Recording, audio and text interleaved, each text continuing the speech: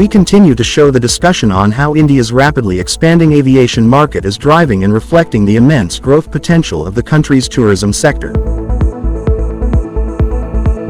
India needs to spend 100x more on international marketing. India needs to really put out a great brand and do it very vigorously with a lot of energy, a lot of dynamism. Marketing will be very critical to India's growth story, but it got impacted because of COVID. And then, the domestic tourism just took off.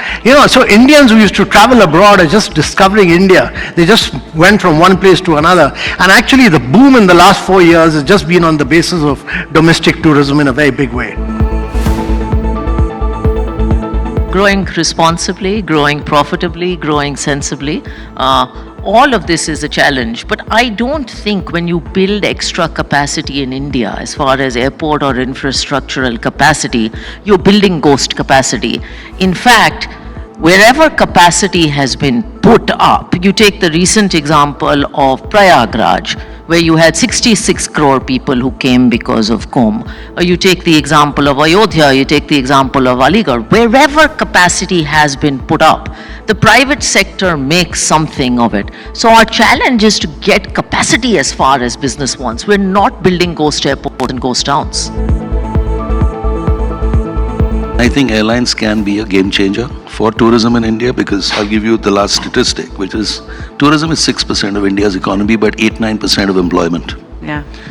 And if it goes to just the global average of 10, and the Indian economy grows 60%, tourism is going to grow 2.8x in the next 5 years.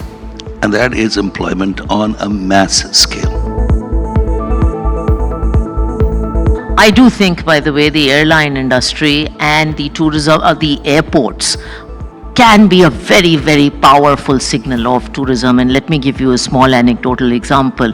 People like me who do business travel go to different cities. We spend maybe 8 to 10 hours in the city. We often don't get time to do anything else.